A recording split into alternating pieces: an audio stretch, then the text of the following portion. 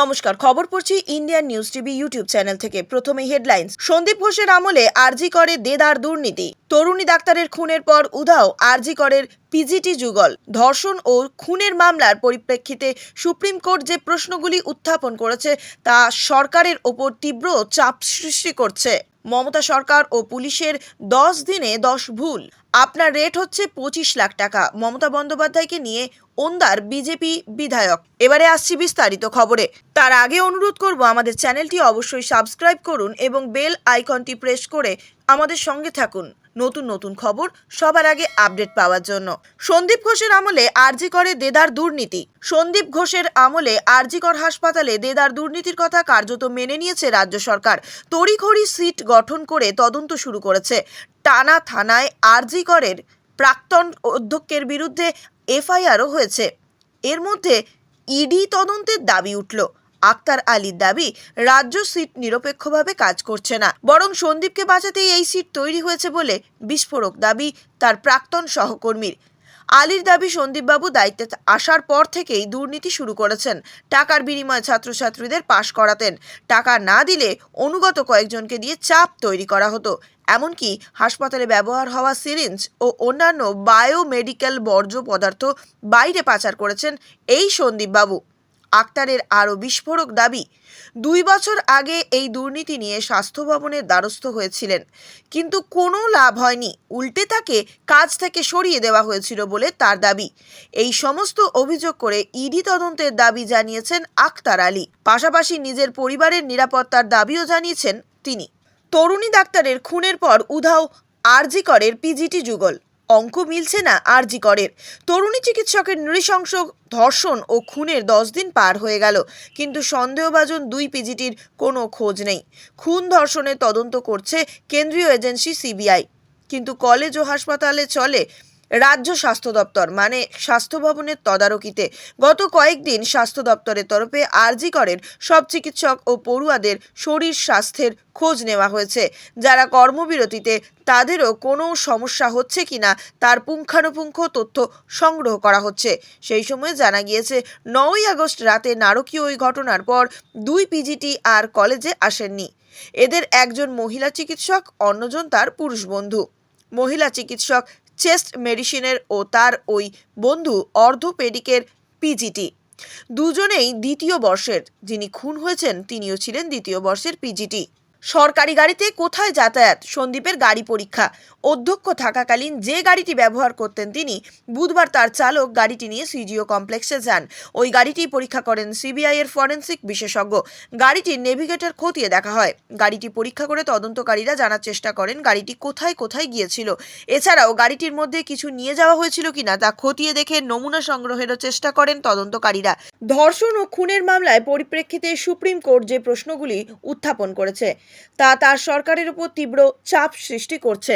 মমতা বন্দ্যোপাধ্যায়ের নেতৃত্বাধীন পশ্চিমবঙ্গ সরকার বরাবর নিজেদের সৎ ও জনস্বার্থগামী হিসেবে উপস্থাপন করেছে, কিন্তু আরজি কর মেডিকেল কলেজে এক তরুণী চিকিৎসকের ধর্ষণ ও খুনের ঘটনা তৃণমূল কংগ্রেসের রাজনৈতিক অবস্থাকে প্রশ্নবিদ্ধ করেছে।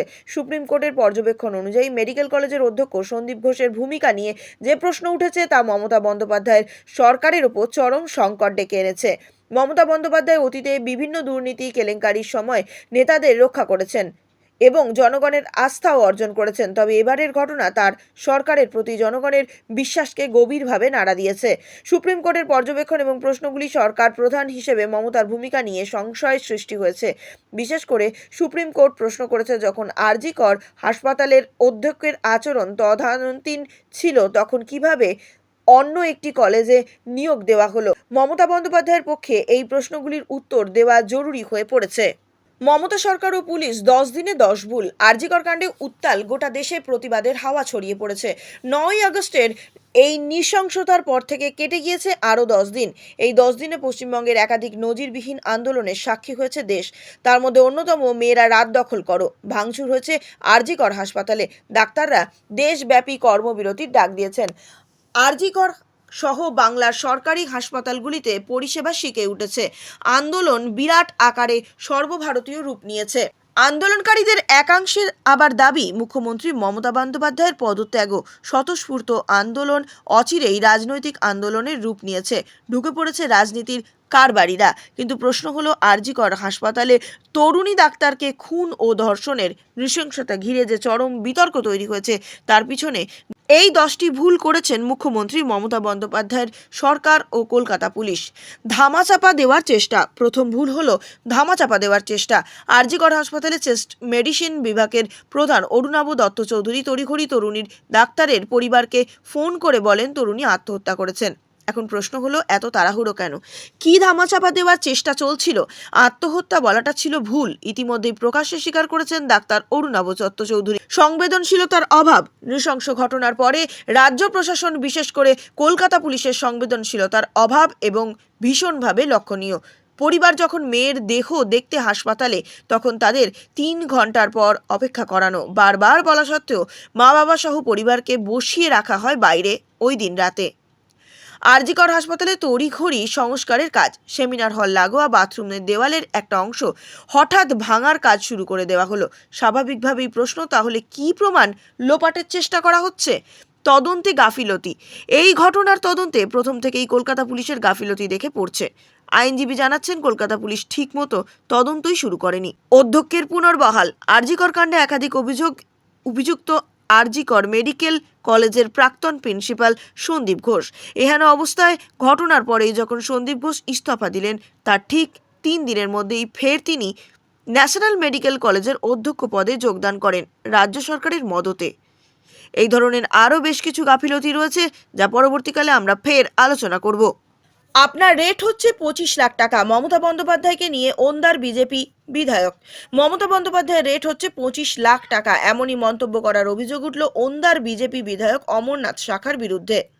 আরজি কর মেডিকেল কলেজ এবং হাসপাতালে তরুণী চিকিৎসকের ধর্ষণ এবং খুনের অভিযোগ যখন উত্তাল রাজ্য, সেই আবহেই বুধবার একটি ভিডিও যা দেখিয়ে তৃণমূল কংগ্রেসের তরফে দাবি করা হয় যে পশ্চিমবঙ্গের মুখ্যমন্ত্রীর রেট বেঁধে দিচ্ছেন ওন্দার বিজেপি বিধায়ক। সেই সঙ্গে বিজেপিকে আক্রমণ শানিয়ে তৃণমূলের তরফে বলা হয়েছে, বিজেপি সাংসদ অভিজিৎ গঙ্গোপাধ্যায়ের পদাঙ্ক অনুসরণ করে এবার মমতা বন্দ্যোপাধ্যায়ের রেট নির্ধারণ করে দিলেন ওন্দার বিধায়ক অমরনাথ শাখা। সেই মন্তব্যের মধ্যে দিয়ে বিজেপির লিঙ্গ বৈষম্যের ছবিটা স্পষ্ট হয়ে উঠেছে। যারা ভারতের একমাত্র মহিলা মুখ্যমন্ত্রীকে সম্মান প্রদর্শন করতে পারেন না, তাদের নারী সুরক্ষা নিয়ে জ্ঞান দেওয়ার কোনো অধিকার নেই।